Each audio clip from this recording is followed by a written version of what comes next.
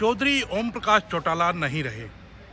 चौधरी ओम प्रकाश चौटाला हरियाणा के लिए केवल एक नाम नहीं बल्कि एक शख्सियत थे। हरियाणा के 5 बार मुख्यमंत्री रहे और 7 बार विधायक चुने गए। ओम प्रकाश चौटाला इंडियन नेशनल लोकदल के सुप्रीमो थे और चौधरी देवीलाल, जो कि हरियाणा का एक बड़ा नाम है, हरियाणा निर्माता भी चौधरी देवीलाल को कहा जाता है, उनके बड़े सुपुत्र थे। ओम प्रकाश चौटाला बेशक दुनिया से चले गए हों, लेकिन उनके जो किस्से हैं वो सदा लोगों के जहन में रहेंगे। और उनके कुछ ऐसे किस्से हैं, अनसुने किस्से हैं, कि वो हम आपके साथ साझा करने जा रहे हैं कि ओम प्रकाश चौटाला की शख्सियत क्या थी। एक किस्सा रणबीर गंगवा, जो अभी कैबिनेट मंत्री हैं हरियाणा सरकार के अंदर, भारतीय जनता पार्टी में हैं, उनसे जुड़ा हुआ है। रणबीर गंगवा ने जो राजनीति की शुरुआत की वो इंडियन नेशनल लोकदल से की थी और पंच से लेकर आगे बढ़ते हुए जिला अध्यक्ष जब उनको बनाया गया तो सभी प्रोटोकॉल को तोड़ते हुए ओम प्रकाश चौटाला ने रणबीर गंगवा को जिला अध्यक्ष बनाया था। क्योंकि उस समय जो पार्टी में एक परिपाटी थी कि मंत्री, पूर्व विधायक, उन्हीं को जो जिला अध्यक्ष बनाया जाता था, लेकिन रणबीर गंगवा को उस परिपाटी से अलग करते हुए जिला अध्यक्ष चुना गया। उसके बाद नलवा से उन्हें टिकट दिया गया, नलवा विधानसभा क्षेत्र से चुनाव लड़वाया गया। हालांकि वो चुनाव लूज़ कर गए, चुनाव हार गए। लेकिन एक रोचक किस्सा ये है कि चुनाव हारने के बाद शाम को ही ओम प्रकाश चौटाला ने रणबीर गंगवा को फ़ोन किया और फ़ोन करके कहा कि हमें जानकारी है आप चुनाव हार गए हैं, लेकिन आप चिंता मत करिए, 6 महीने इंतज़ार कीजिए। अब रणबीर गंगवा को विश्वास नहीं हो रहा था कि ये जो बात कही है वो किस संदर्भ में कही गई है। कोई बात नहीं, 6 महीने का समय है, आप इंतज़ार कीजिए। तो रणबीर गंगवा को समझ नहीं आ रहा था कि क्या ऐसा 6 महीने के बाद होने वाला है और किस तरह की बात चौटाला साहब ने कही है। उस समय वो इस बात को नहीं समझ पाए, लेकिन ओम प्रकाश चौटाला की दूरदर्शिता जो थी वो नहीं देख पा रहे थे। 6 महीने के बाद राज्यसभा का चुनाव होना था और 6 महीने के बाद जब राज्यसभा का चुनाव आया तो एक छोटे से कार्यकर्ता रणबीर गंगवा को उन्होंने पार्टी का उम्मीदवार बनाया और पार्टी का उम्मीदवार भी बनाया और साथ ही उनको बुला करके कहा कि कल आपको जब पार्टी का उम्मीदवार बनाना था तब भी उनको बताया नहीं, केवल उनको फ़ोन किया कि कल सिरसा के अंदर बैठक है और उस बैठक में आपको रहना है। तो रणबीर गंगवा ने कहा कि जी, जिला अध्यक्ष होने के नाते और चुनाव लड़ चुके थे वो, तो उन्हें रहना ही था। तो उन्होंने कहा कि समय से आ जाना और आधार कार्ड एक साथ लेकर के आना है। तो वो जो अपने डॉक्यूमेंट्स थे वो साथ लेकर के गए थे। उस समय तक भी रणबीर गंगवा को उन्होंने नहीं बताया था कि पार्टी उन्हें राज्यसभा का उम्मीदवार बनाने जा रही है। जब वो वहाँ पहुँचे तब उन्हें बताया गया कि उन्हें पार्टी राज्यसभा का उम्मीदवार बना रही है और उन्हें राज्यसभा भेजा जा रहा है। ये बात कहीं ना कहीं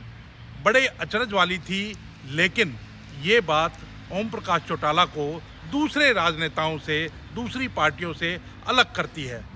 क्योंकि आज के दिन राज्यसभा के लिए जिस तरह की होड़ मची हुई है और एक नेता ने, वरिष्ठ नेता ने ये भी कहा था कि राज्यसभा के लिए 50 करोड़ रुपए तक लोग देने के लिए तैयार रहते हैं, वहीं एक पार्टी के छोटे से कार्यकर्ता को घर से बुला करके राज्यसभा की टिकट देना और केवल टिकट ही नहीं देना, उन्हें राज्यसभा का सदस्य चुनवाना, ये कहीं ना कहीं ओम प्रकाश चौटाला को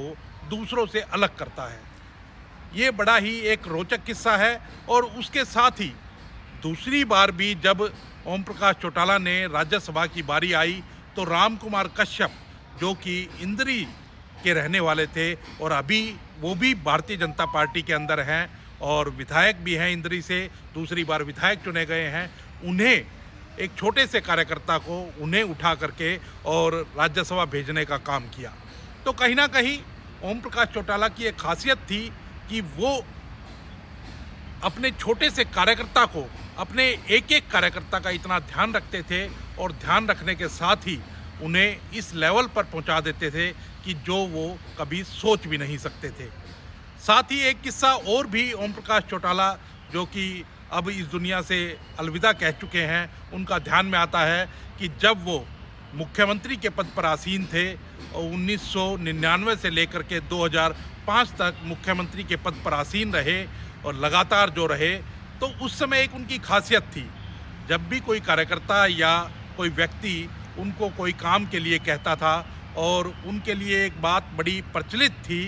कि अगर उनको कोई पर्ची दी गई है, उसके ऊपर कोई ट्रांसफ़र लिखी है या कोई नौकरी के लिए पर्ची दी गई है या किसी अन्य काम के लिए पर्ची दी गई है और वो पर्ची अगर ओम प्रकाश चौटाला अपने ऊपर वाली जेब के अंदर, कुर्ते की जो ऊपर वाली जेब थी उसके अंदर अगर वो डाल लेते थे तो समझ लेते थे कार्यकर्ता कि उनका काम होना तय है। ये भी एक बड़ा रोचक किस्सा है, क्योंकि हर एक राजनेता के अंदर ये खासियत नहीं होती और कार्यकर्ताओं को विश्वास हो जाता था कि अब उनके काम को कोई भी नहीं रोक पाएगा। तो ये ओम प्रकाश चौटाला के बारे में एक ख़ास बात थी, क्योंकि आज के दिन जिस तरह से चीज़ें ऑनलाइन हो चुकी हैं और ट्रांसफ़र्स हों या दूसरी चीज़ें हों, नौकरियां जो हैं वो भी अब कहीं ना कहीं अपने बलबूते पर मिलती हैं, क्योंकि पढ़ाई लिखाई से मिलती हैं और सारी चीज़ों से मिलती हैं। तो कहीं ना कहीं उस समय एक ये खासियत थी ओम प्रकाश चौटाला की कि वो जब भी कोई पर्ची को अपने ऊपर, जो कुर्ते की ऊपर वाली जेब होती है, उसके अंदर अगर डाल लिया करते तो ये तय माना जाता था कि उनका काम होने वाला है। एक किस्सा और हमारे ध्यान में आता है, वो किस्सा अभी हाल ही में जब वो जेल में थे और सज़ा काट रहे थे जेबीटी भर्ती घोटाला मामले के अंदर, वो जब 10 साल की उन्हें जेल हुई थी और वो जेल काट रहे थे, तो एक समय वो पैरोल पर बाहर आए हुए थे और चंडीगढ़ में ही सेक्टर 9 स्थित 80 नंबर कोठी के अंदर वो मौजूद थे। उस समय कुछ जो कार्यकर्ता हैं वो उनसे मिलने के लिए आए। सबका कुशलक्षेम जो है वो पूछा गया ओम प्रकाश चौटाला के द्वारा। उनमें से ही एक बहुत पुराने कार्यकर्ता और कहीं ना कहीं बुज़ुर्ग कार्यकर्ता कहेंगे, उन्होंने एक अपने किसी सगे संबंधी की कोई ट्रांसफ़र करवानी थी, तो उन्होंने पर्ची लिख करके और ओम प्रकाश चौटाला जी को दी और कहा कि ये मेरे बेटे की ट्रांसफ़र है और ये इस विभाग से यहाँ होनी है, कृपया करवा दीजिए। उस समय चौटाला साहब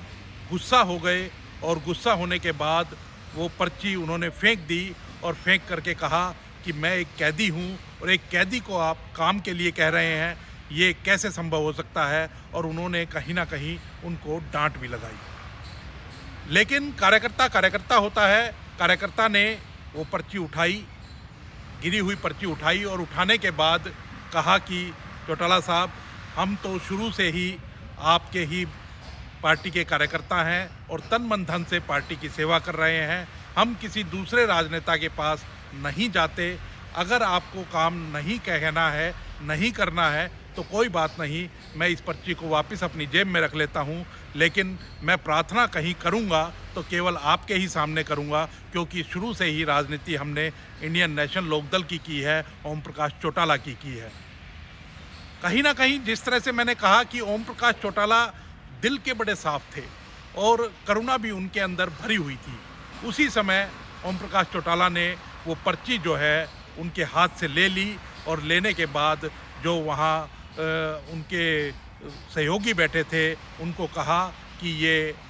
अभय सिंह चौटाला को देना और कहना कि चौधरी साहब ने कहा है कि इनका फ़ोन करें और फ़ोन करने के बाद ये उचित काम है तो इसको करवाने का काम करें। तो कहीं ना कहीं आप देख सकते हैं कि और वही काम, आपको ये भी बता दूं कि 2 दिन के अंदर ही वो काम सिरे भी चढ़ गया और वो ट्रांसफ़र भी हो गई। तो कहीं ना कहीं जो ओम प्रकाश चौटाला की छवि थी वो अपने आप में एक कार्यकर्ताओं से जुड़ी हुई छवि थी और कार्यकर्ता उनसे इसीलिए जुड़ करके रहते थे। जब वो राज के अंदर थे, सरकार के अंदर थे, मुख्यमंत्री थे, तब भी वो कार्यकर्ता की इतनी इज्जत करते थे, क्योंकि जो अधिकारी थे वो तो कहीं ना कहीं उनसे कांपते थे और डर करके रहते थे, क्योंकि राज का डर होना बहुत ज़रूरी है। और वो डर ओम प्रकाश चौटाला की सरकार में, इंडियन नेशनल लोकदल की सरकार में साफ तौर पर अधिकारियों के में दिखता भी था, और कार्यकर्ता की जो इज्जत होनी चाहिए वो भी साफ तौर पर वहाँ देखी जा सकती थी। एक उदाहरण और है कि उस समय जब सरकार चल रही थी तो किसी नेता ने ओम प्रकाश चौटाला जी को कहा कि अधिकारी तो रात को पार्टियां करके मस्त हो जाते हैं और उसके बाद वो किसी का फ़ोन नहीं सुनते। इस बात को ओम प्रकाश चौटाला ने बड़ी गंभीरता से लिया और उन्होंने उस समय तो उनकी बात सुनी और उन्हें कोई रिएक्शन नहीं दिया, लेकिन बाद में उन्होंने तय किया कि वो देर रात को अधिकारियों को फ़ोन करेंगे। कोई अगर काम आता है तो किसी काम के लिए, वरना कोई चीज़ पूछने के लिए फ़ोन करेंगे, और फ़ोन करने के बाद उनसे बातचीत करते हुए ये भी देखेंगे कि जो बात वो कह रहे हैं उस बात में कितना दम है। तो बार बार अब वो डीसी और एसपी को और बड़े अधिकारियों को रात में किसी भी टाइम फ़ोन खड़का देते थे और पूछते थे किसी भी काम के बारे में। तो कहीं ना कहीं अधिकारियों के बीच ऐसा कह सकते हैं कि एक डर भी बना था कि मुख्यमंत्री का फ़ोन कभी भी आ सकता है। इसीलिए अधिकारी जो हैं वो रात को डायरी और पेन अपने बेड के पास रख करके सोते थे, और क्योंकि उन्हें पता था कि मुख्यमंत्री का फ़ोन कभी भी बज सकता है, चौधरी ओम प्रकाश चौटाला का फ़ोन कभी भी बज सकता है। और इसी वजह से ये एक उदाहरण भी सबके सामने आया, और अफसरशाही जो है उसने पूरा शिद्दत से जो हरियाणा की जनता के लिए काम किए। चौधरी ओम प्रकाश चौटाला ने जो गांव-गांव जाकर के, चौपालों के अंदर जाकर के समस्याएं सुनने का काम किया था, और शुरुआत जो उसकी की थी वो आज तक भी चली आ रही है। उसके बाद वो भूपेंद्र सिंह हुड्डा कहें या मनोहर लाल कहें या अब नायब सैनी कहें, वो लगातार इस तरह की समस्याओं को सुन रहे हैं। और मनोहर लाल जो पूर्व में सीएम थे, उन्होंने इससे भी एक कदम आगे बढ़ते हुए उन्होंने कहा कि सीएम विंडो, एक उन्होंने इस तरह का एक पोर्टल बनाया गया जिसके माध्यम से लोग अपनी शिकायतें भेजते हैं और उनको घर बैठे ही उसका सॉल्यूशन मिलता है। तो कहीं ना कहीं जो ओम प्रकाश चौटाला के किस्से हैं,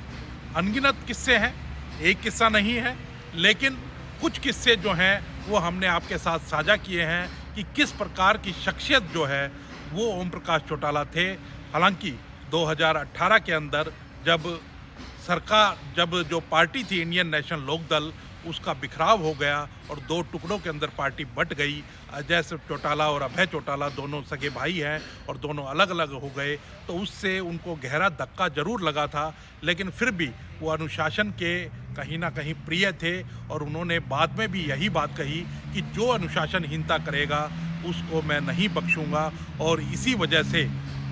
अंतिम समय तक भी अभय चौटाला और अजय चौटाला एक नहीं हो पाए। राजनीतिक रूप से दोनों अलग अलग रहे, हालांकि पारिवारिक रूप से एक हैं और रहेंगे। लेकिन ओम प्रकाश चौटाला को जहां एक सख्त राजनेता के रूप में याद किया जाएगा, वहीं कार्यकर्ताओं का नेता एक ऐसे रूप में भी याद किया जाएगा, क्योंकि हरियाणा के अंदर जितने भी राजनेता हैं वो कहीं ना कहीं चौधरी देवीलाल, जो ओम प्रकाश चौटाला के पिता थे, उनकी फैक्ट्री से निकले हुए नेता हैं। काफ़ी ऐसे नेता हैं जो आज उच्च पदों पर बैठे हैं, उनमें उपराष्ट्रपति जगदीप धनखड़ का नाम भी शामिल है। और बात करें, जैसे मैंने पहले भी बताया था, अभी जिक्र किया था कि रणबीर गंगवा की बात करें, राम कुमार कश्यप की बात करें, ऐसे कांग्रेस के अंदर भी, कांग्रेस पार्टी जो है उसके अंदर भी ऐसे बहुत से नेता हैं जो चौधरी देवीलाल की फैक्ट्री से निकले हुए हैं। वो उनमें बात की जाए आनंद सिंह दांगी की, रघुवीर सिंह काद्यान की और जयप्रकाश जेपी की, तो ऐसे बहुत से नेता हैं जो चौधरी देवीलाल की फैक्ट्री से निकले हुए नेता हैं और अब अलग अलग पार्टियों में सेवा कर रहे हैं। तो आज के लिए इतना ही, क्योंकि आज चौधरी ओम प्रकाश चौटाला का जो स्वर्गवास हुआ है, उनका देहांत हुआ है और आज संस्कार होगा, और संस्कार के समय सभी नेता मौजूद रहेंगे, सभी अपनी श्रद्धांजलि देते हुए नजर आएंगे। हम भी न्यूज़ 18 की तरफ से चौधरी ओम प्रकाश चौटाला को भावभीनी श्रद्धांजलि अर्पित करते हैं और प्रभु से प्रार्थना करते हैं कि उन्हें अपने श्री चरणों में स्थान दें।